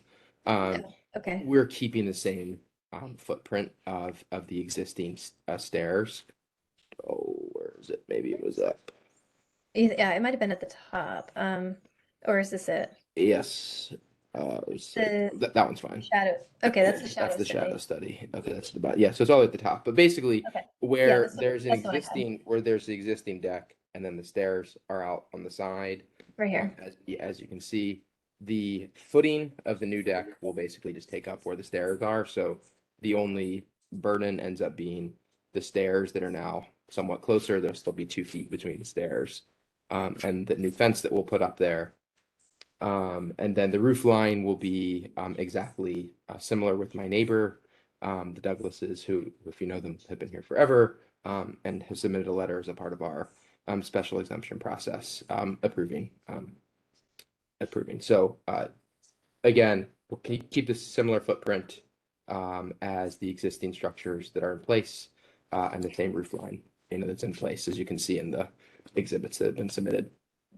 And Commissioner Costello, so Yes, my ma'am. next question is, what about the 200 footers? Well, we had my meeting, and I think Joshua, you guys, They've been sent. Everybody yeah, got them. you They got guys them been- about a month ago. yeah, you've been in touch with all of your neighbors. And you said you got a letter of support from the immediately adjacent neighbor, right? Correct. And we submitted that as a part of the special exemption process. Okay. Yeah, and I want to say too, I think Commissioner Carley, like I don't know, obviously what the permit status is of the existing deck, but obviously going through this process, the new deck would be permitted. So I think the only issue is the setback because these lots are so narrow, like you've got the alley right here. Right. The setback is fairly small from the furthest point out. And so I think 20, is it 20 feet? Yeah. I can actually talk about that for 1 second. So Okay. Interestingly, I found this out as a part of this process. Our houses, every house on the street is 12 feet from the middle of the alley. So those rules being 20 feet from the middle of the alley were actually created after all these houses. They're all 1929 or 1930 houses. So effectively 20 feet means cutting out 12 feet of the house, which obviously none of the houses have done since that was created afterwards. this would be the 20-foot line. So what is it zoned for? I guess that's my question. I know what you're saying, but what I'm asking is what is zoning? What zoning? What are you zoned? R what? Residential. R 1B, R. I might be able to look that up. Give me just a minute though. Are these semi-attached? Correct. Okay, so I think it's 20, but Yeah, the rear setback is 20 feet, it looks like, but obviously the houses are right. I'm within that sure setback. people, got exemptions so they can, but usually I don't think they let them go beyond 10 feet. Okay. I know that if it's zoned for 20 feet, they usually don't let them go beyond 10. Okay. All right. So I just wanted few questions I wanted to. Okay, I'm done. Any other questions, Commissioner Higgins? No, no questions. Commissioner Amin? No. Okay. And your neighbors is fine with this? Correct. My adjacent neighbors who I got the letter for, and I've talked with all my neighbors from the 200-foot mailer. Nobody Okay. was, generally people are actually supportive of it. So Okay, awesome. And you had a meeting, Commissioner Costello? I did, yeah, a couple weeks ago. Yep. All right. If there's no other questions, I will entertain a motion. Okay. I move that we approve the requested zoning relief for 1022 Taussig Place in this case. There's a motion on the floor to support the special exception to construct a screen-in rear deck to be consistent with the non-conforming rear setback visa 20741. Is there a second?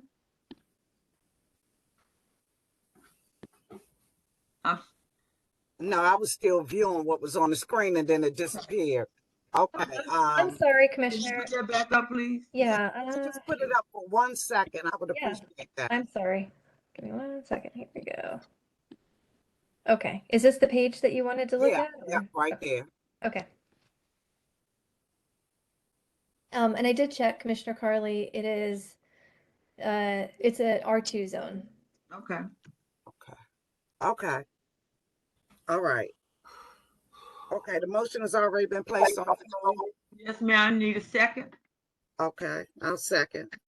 Okay, Commissioner Higgins has second the motion to request special exception to construct screen-in rear deck to be consistent with the non-conforming rear setback visa number 20741.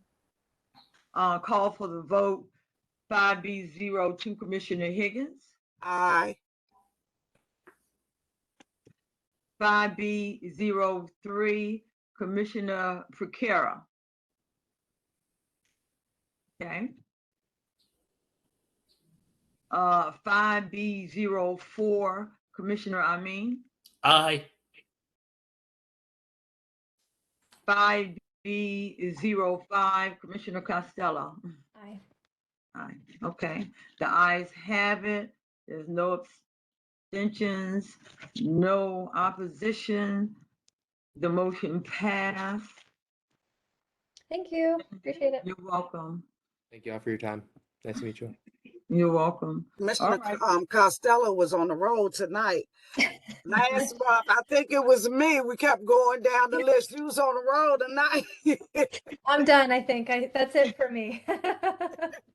Okay, so we now move on to the Consolidated Plan Unit Development, the PUD, and the related map amendment from the Production, Distribution, and Repair, which is a PDR 2 zone, to the Mixed Use MU 4 and an MU 6A zone, Reed and Franklin Street Northeast.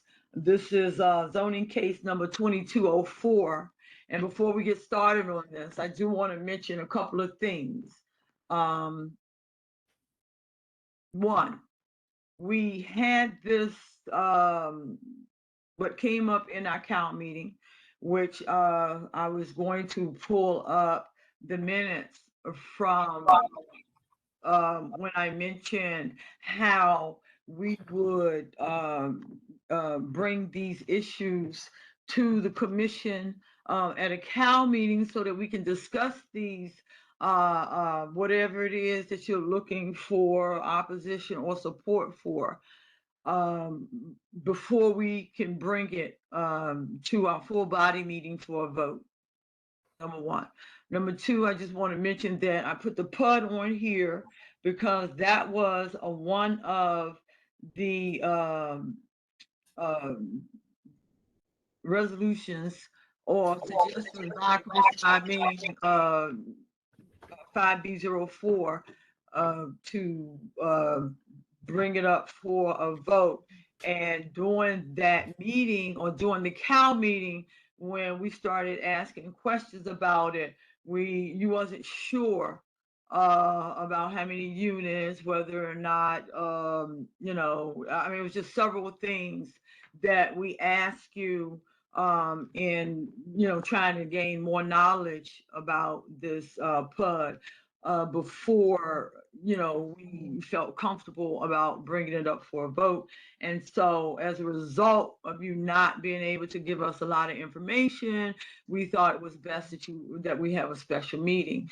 And I did go back and listen to the recording, and that's where we left off at trying to decide what day, what time, and when we would have this meeting. And so that was the only a subject that we spoke about, was that PUD. And so we did have a special meeting and got more information about the PUD, was able to get some questions answered. And then at that time, I think there were some concerns about the alley, and there were some concerns about a package, community package, that I guess was part of these discussions over time that was had between, I guess, you, the developers, and other members of the community to come to some sort of agreement and them getting support for this PUD. But that was never brought up in a CAL meeting. So, and it wasn't you who brought up the alley. It was someone who basically is part of the project or part of the development staff. And also, it was not you that brought up that the community agreement package, or that it needed to have a separate vote. So there's 3 separate votes that we had not discussed. The only thing we had discussed was this PUD. So, having said that, I don't know, I don't feel comfortable with the fact that, and I think I emailed that to each of you commissioners, the 200 footers. I went through that whole packet that was submitted to the Office of Zoning, which, you know, I usually do. Everybody knows if they ask, you know, for a resolution, if there's a case number, we're not going to do anything before there's a case number. Once we get the case number, then, you know, I go and look and see what the project entails. And basically, I looked at the 200 footer list, and I was a little concerned about that list because the ANC office was on there. The Brooklyn Neighborhood Civic Association was on there as a 200 footer. And I was just a little concerned about who the 200 footers are on that list. So can you, Commissioner Amin, kind of give some intel on some insight on that 200 footer list? Yeah, you know, Commissioner, I don't base it off. I saw that 200 footer list too. You sent it out today. I had seen it before. Some of those places on there, like the ANC office, BNCA, all of those places would not necessarily be considered 200 footers. The way that I interpret that list was that those were also places to be notified, as well as the 200 footers on the list. So they were not included as 200 footers. So I was on that list, and I'm not a 200 footer. Chair Higgins was on there. When she was chair, she's not a 200 footer. But I thought the list was reflective of all people that needed to be notified in something of case of the ANC. Now, with that being said, we did reach out to the 200 footers. We've always reached out to the 200 footers for this project. Is primarily, excuse me, Commissioner. No. You're jumping from one thing to another. You answered my question. Now, when you use that pronoun we, I'm going to ask you, who is we? Right. Oh, so Commissioner, we would be the 200 footers that were working on this, the construction management plan and the construction management plan and the people that were most impacted. Okay, So wait a minute, so you're telling me we, the 200 footers, reached out to the 200 footers? yeah, because they're their neighbors, Commissioner. They're their neighbors, but also a notice was sent out to all of those people that were on that list as well that are 200 footers. Was that your notice? No, that notice was sent out through Hanover Company. Okay, so now I guess my question is, what about your notification? What about my notification? Did you send out a notification? If you're on my mailing list, you got my notification. If I saw you and I got a chance to talk to you, but again, I don't have a list of the 200 footers. The only list I have is the same list that comes from the government. No, so I guess what I'm asking you is this. There is a 200 footer list, and the 200 footer list is, yes, you want to ensure that the developers reach out to the 200 footers, but at the same time, as the elected ANC commissioner, you yourself, I'm gonna say that 10 times, you are supposed to reach out to the 200 footers. Commissioner Carley, my responsibility is to make myself available, to allow people to access me, to sign up for me. I cannot make anybody who does not want to be involved or be updated to be updated. It is not my responsibility to walk up and down Tim Street and Evard Street, knocking on every single door. So that's not my responsibility. Nowhere in the ANC rules and nowhere in 5B bylaws is that stated. And I think you know that better than anybody. Well, I do know what the bylaws are. Basically, it says you will serve your constituents to the best of your knowledge, basically. And, you're supposed to inform them. And how do you know if the 200 footers were informed? And you can't, I'm talking about you as the ANC. I'm not talking about anybody else. I'm talking about you as the ANC commissioner. I know how I know that they were informed is because how do you know? Because we have had several. We? The community, Commissioner Carley, the community. We being 5B04, we being the BNCA, we being the most impacted 200 footers, we have engaged the community over for like over a year now. So we have reached out to people, talked to people, invited people to live within 200 feet or within 5B04 to every meeting. Now, did everybody come? No. Can I ask you a question, sir? So can you tell me, because I noticed you have the BNCA mentioned in the resolution, is everyone in the BNCA, all the members in the BNCA, are they 5B04 members? No, BNCA doesn't require you. The BNCA requires you to be a resident or a business in Brooklyn. But if you look at who voted there, who voted for the BNCA in their meeting, in their resolution, they were all BNCA members. But that wasn't my vote. You're bringing up the BNCA because you represent individuals. You don't represent groups. Don't represent that group. Let me finish, sir. I'm allowed. We're having a dialogue here. So you made a statement. So when you say BNCA, and the reason why I asked you if everyone in BNCA is 5B04, you're saying no, they're not. So basically, I mean, how many people in 5B04 is part of the BNCA? I don't know. I don't know how many people in 5B04. My meetings, 5B04 meetings are different from BNCA meetings. BNCA are engaged because they're part of Brooklyn and they represent Brooklyn as well. It was DCRA and the developers that had to reach out to them. So I worked closely with them because they were also impacted. This is their community too. This is just not 5B04's community. It's just not.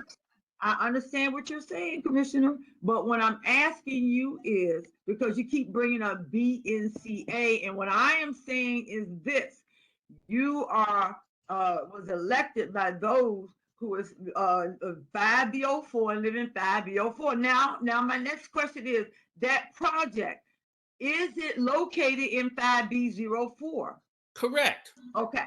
Now, do you have people that live, that's 5B04 that lives around that project? Yes. Okay.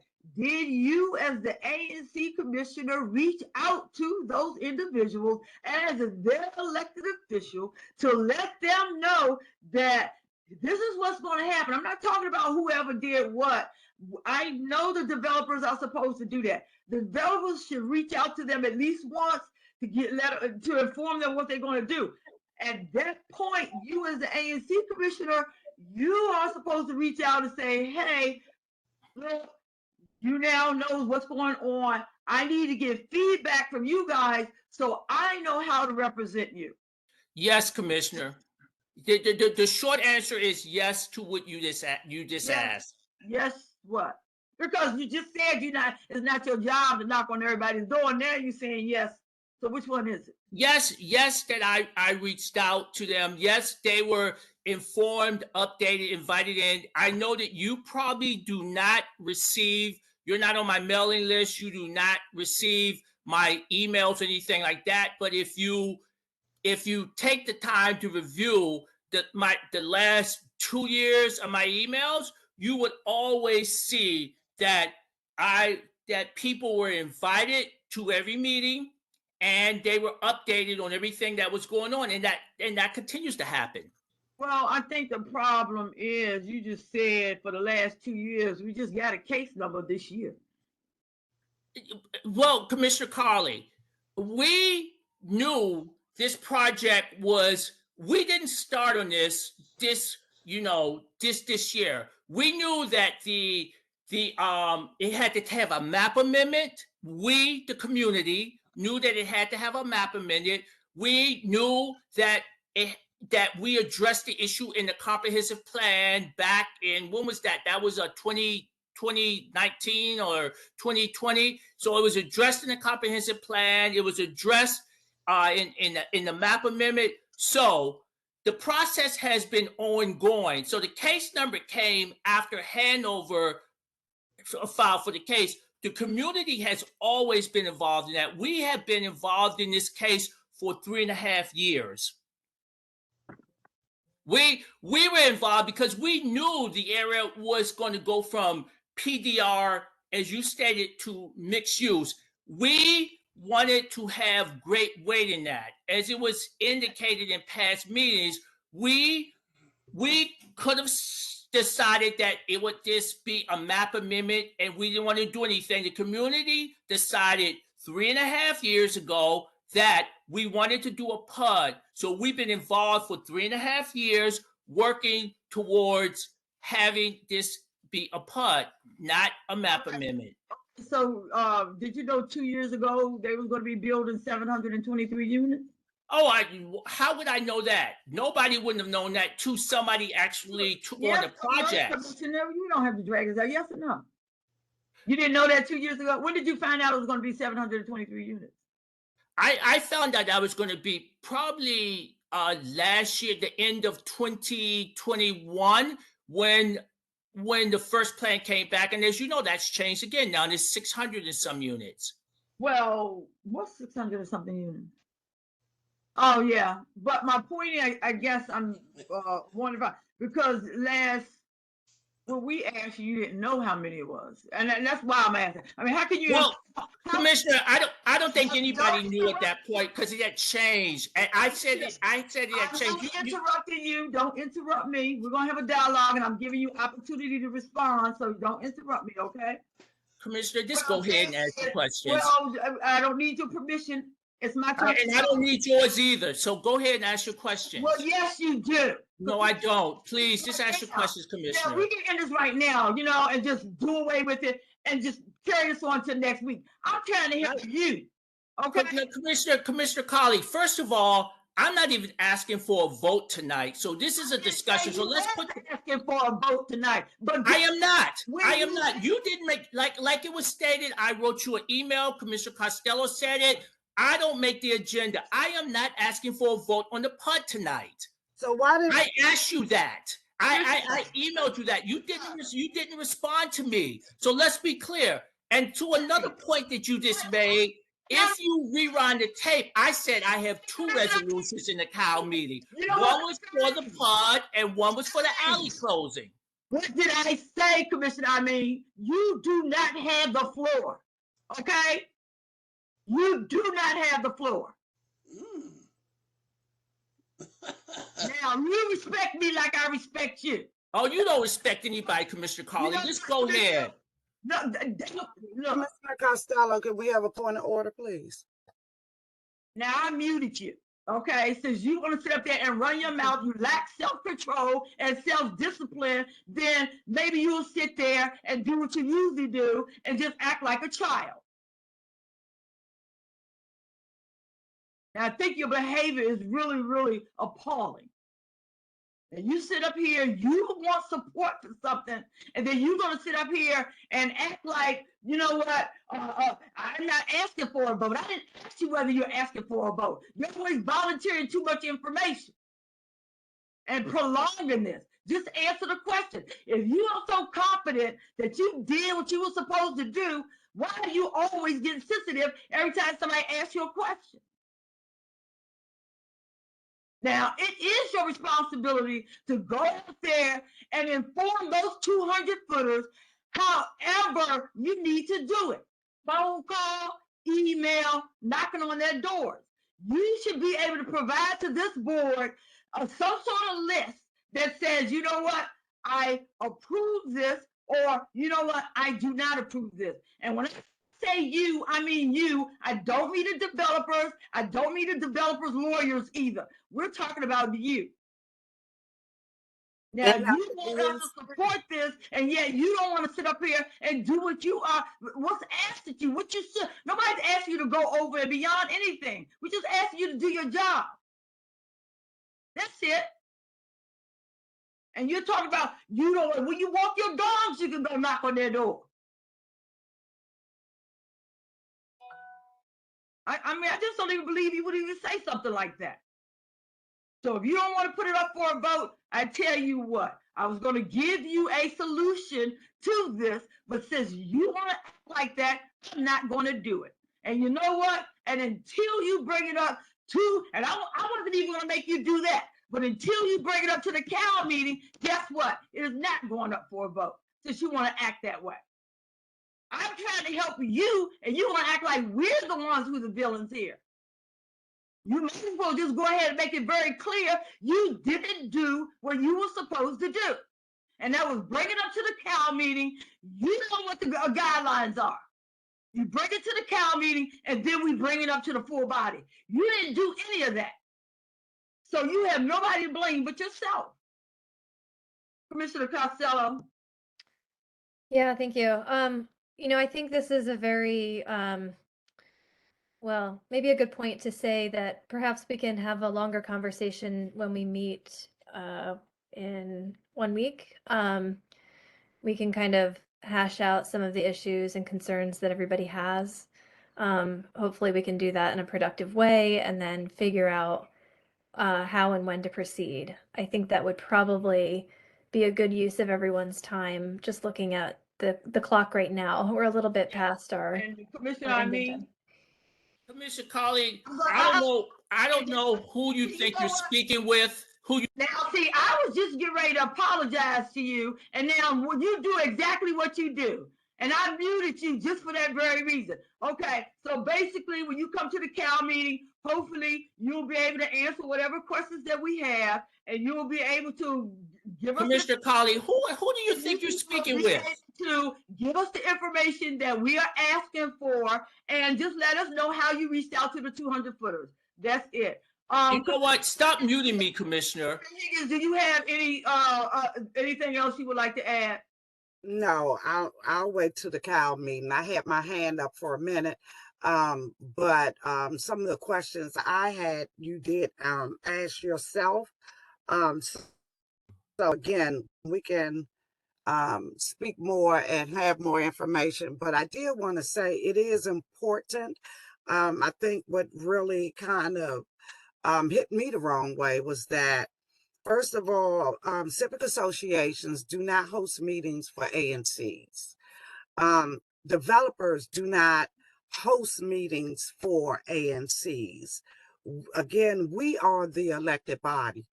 It is up to us to do our due diligence. And again, a lot of residents cannot express themselves as they choose to. In most instances, when developers are there or express some of the things that they disagree with.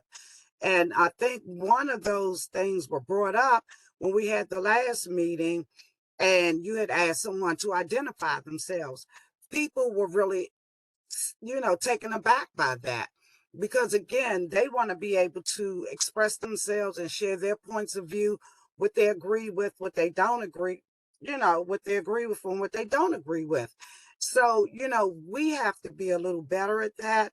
And yes, I do knock on doors when we have those cases. That's why I'm able to show those documents where people have signed and say, I agree or I don't agree, and also give an explanation. So, we do have to do our due diligence.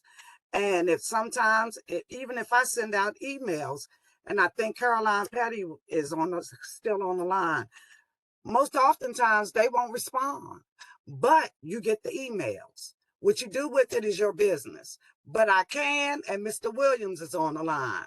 And what I can say is that they can say, yes, Commissioner Higgins did send that information.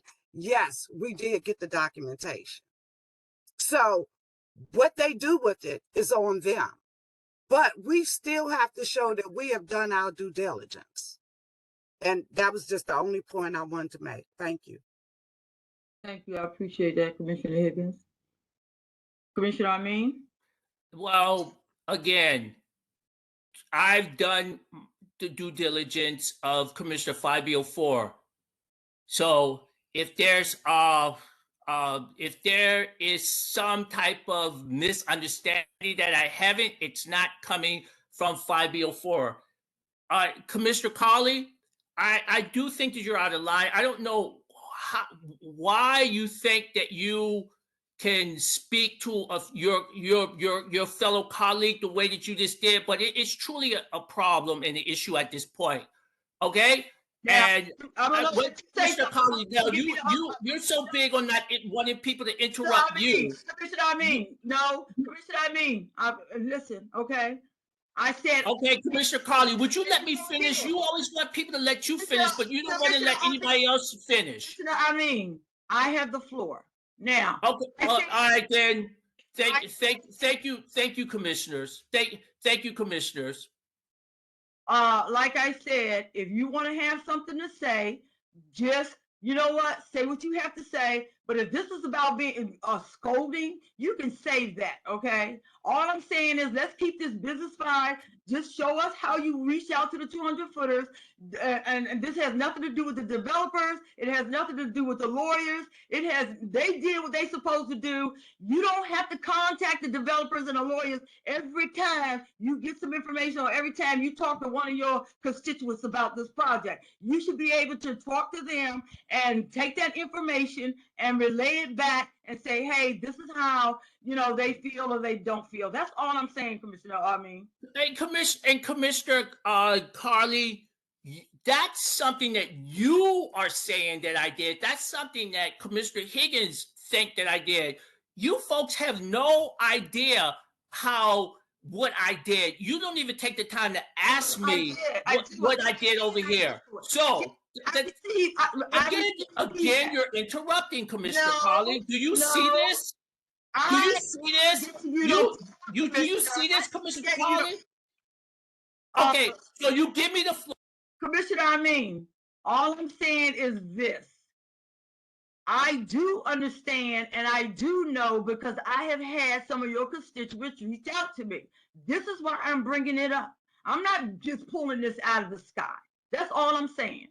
Commissioner Carley, again, if you have it, again, all of these phantom ghost constituents that are reaching out to you and reaching out to other former commissioners, no one else knows who they are. Every time I ask somebody who is not being engaged, who do we need to engage, the answers that I'm getting is like, they don't want to be identified. They don't want to know. So for the community out there that's listening to this, I am trying to, like, who are these people that hasn't been identified? Who are all of these people? No one can identify, but yet Commissioner Carley and other people are saying, like, all of these people are reaching out to them that they haven't been notified, but no one's reaching out to me. And I do, and stop interrupting me, and I do walk my dog through this. Anyway, Commissioner, I mean, if you want to know who they are, and if this really is about knowing who they are, then I will tell you who they are. I will tell them, I will tell you who these people are as soon as you tell me who the members of your advisory board is. Some of them are on here. Do you want to speak to them? They're on here tonight. Why not? Andre's on here. I don't know whether Dan's on here. Andre, unmute yourself. No. They should not be part of your advisory board. But we're gonna talk about this in Cal meeting. No, they're the most impacted. They are the people that live there. They're the most impacted. Commissioner Costello, do you have anything to say so we can adjourn the meeting? Do you have anything to say? Yeah, I think it would be probably most productive for everyone if we move to table the conversation to our Cal meeting. Yes, we are. We will. Okay, so that's the motion. Commissioner Higgins, do you have anything you are any minute? Commissioner Carley, stop muting me. Commissioner Higgins, do you have anything you would like to say? Good night. All right. Good night. Meeting's adjourned. When is the Cal meeting? When and where? The Cal meeting is the first Wednesday of June. Miss Next Wednesday, what time and where? 6:30, and it's going to the same link you use. No, it isn't. It's a different link. I'm sorry. I'll send her the link. That's my constituent. I'll send her the link, so she'll be sure to have that recurring link so she can join every month. Did you hear, Miss Petty? No, I missed part of that. Sorry. Your ANC Commissioner Higgins said she will send you that information. I'll send you a recurring link. It's a recurring link for the Cal meeting, and it's a recurring link for our monthly full body meeting. Thank you. That every month. All right, meeting adjourned.